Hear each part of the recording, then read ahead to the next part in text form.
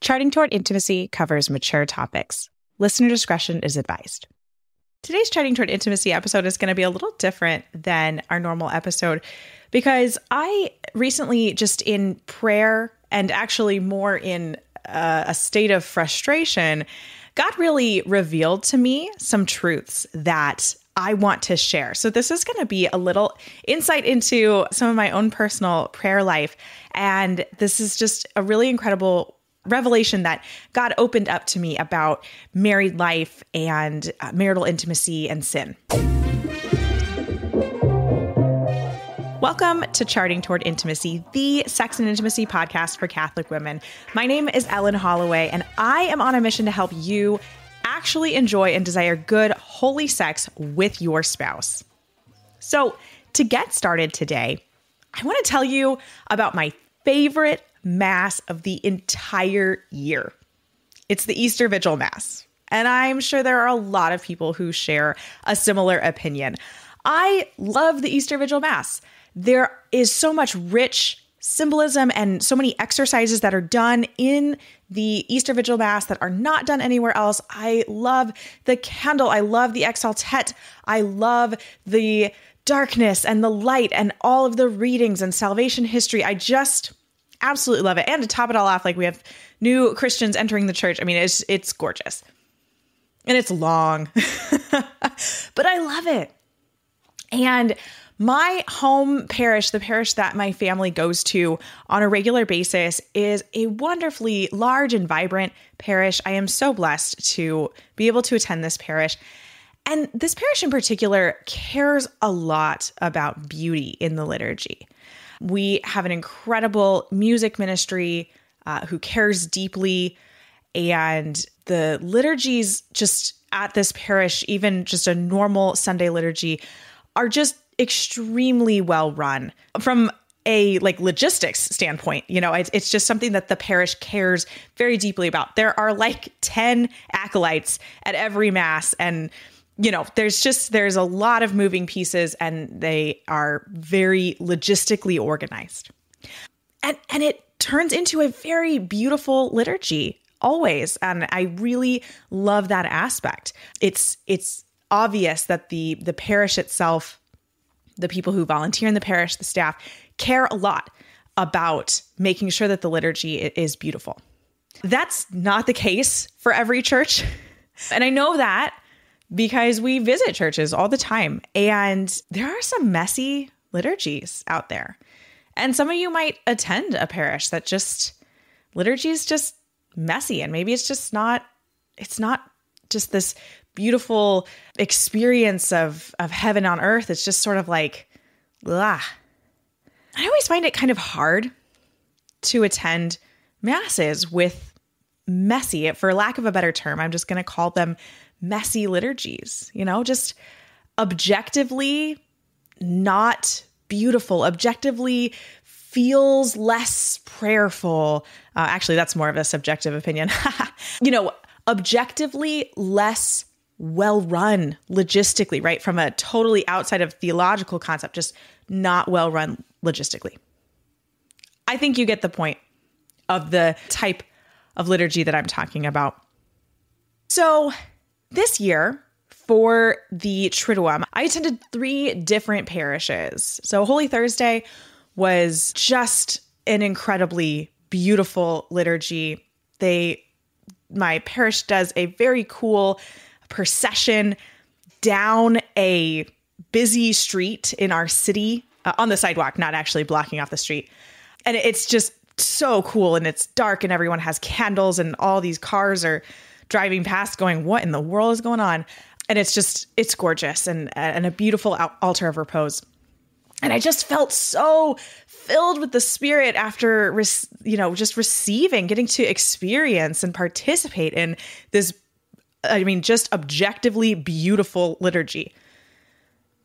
And then I went to a different parish for Good Friday.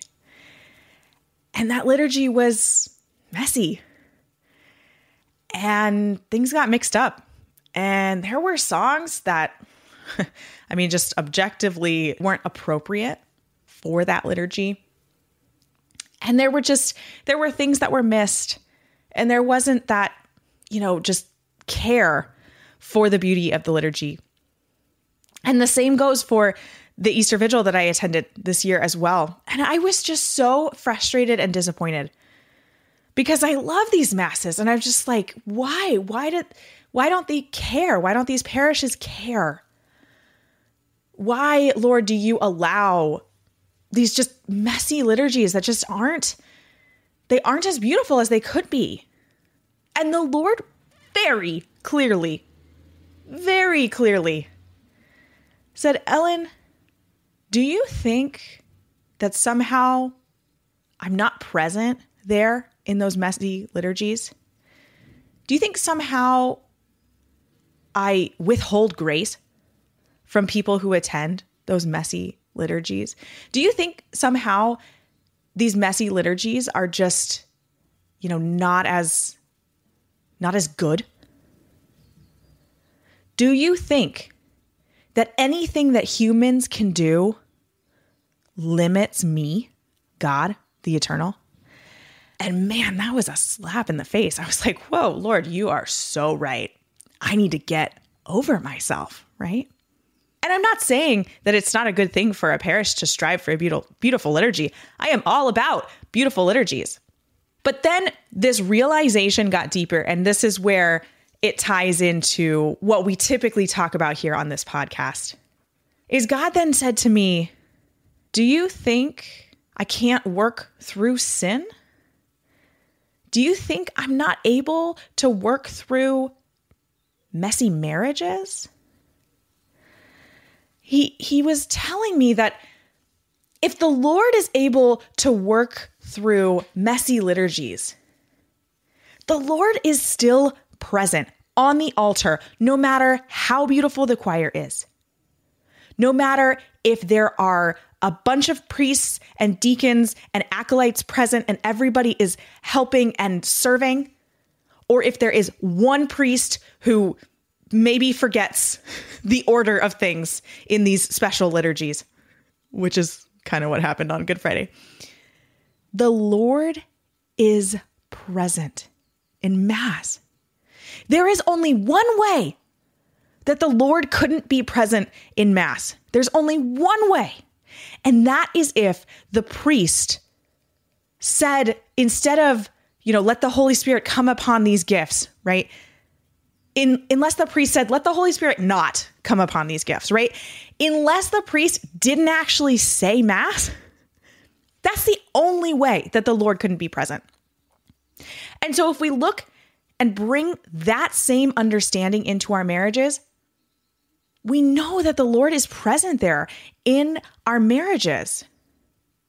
That our sin-filled marriages are still channels for God's abundant grace. And yeah, the less messy our marriage, maybe God's able to enter in a bigger way, in a deeper way. Maybe we're able to open our hearts more. But just because our marriages are messy doesn't mean that the Lord is not working through them. Your sacramental marriage means something. It is so important. And the marital act is like the most efficacious way that God's grace enters into your marriage. And so even if it's messy, even if you mess up, even if there is sin, even if you're looking at the free, total, faithful, fruitful aspects you hear me talk about on the podcast a lot, and you're like, I don't know if I'm coming together freely. I don't know if I'm coming together faithfully and totally. I don't know. I don't know if I can do that. Well, guess what? You actually can't. You're human. But we need to strive to those things. But your marriage is messy. And I know your marriage is messy because you're human. But God works through the mess, and He is there.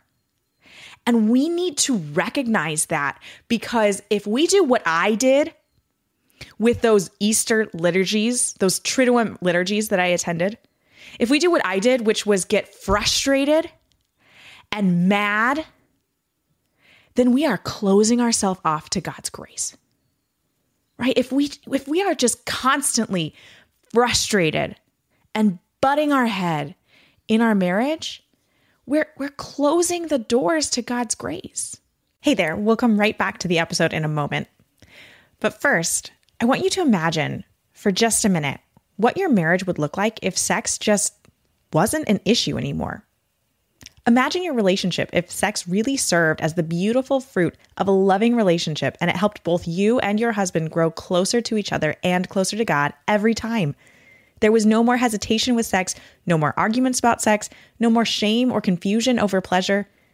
If that seems like a dream come true, or maybe it even seems too good to be true, I want to invite you to fill out the application for my 12-week one-on-one coaching program and imagine what your marriage could be like after 12 weeks of working one-on-one with me to heal your sexual baggage and grow in understanding of yourself, your relationship, and the role of sex in your marriage. Click the link in the show notes to apply today. So many of the church fathers and just spiritual books, so many of them just talk about bearing the trials of our life patiently. And maybe your marriage is one of your big trials. It probably is, because marriage is a path to sainthood. And the path to sainthood is full of trials. So your marriage is probably a huge trial in your life, or aspects of your marriage, or just the relationship that you have with this other fallen human being. Bearing those trials, recognizing them as opportunities to grow in virtue, instead of closing ourselves off. That is where we let God's grace in. That is where we say, "Come, Holy Spirit. Come, fill this marriage. Help us to open to you, Lord.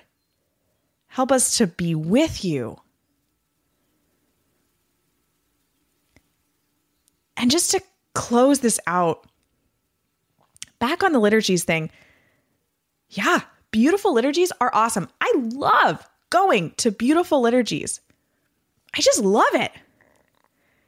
I feel so close to God in beautiful liturgies when the choir or the schola is just beautiful and everything is moving along through the liturgy, when there's bells and incense and all of those kinds of things, right? It's just beautiful. And I love it. And it becomes an easy channel to God for me.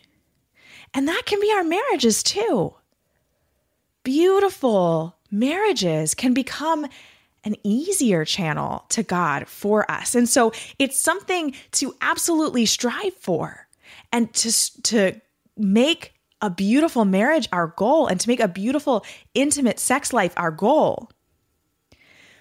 But it's also important to remember that when things are messy, I'm not even going to say if, I'm going to say when things are messy, and something is probably messy for you right now in your marriage. When things are messy, we have to bear that patiently and allow it to help us open to God. Allow it to be a channel to God.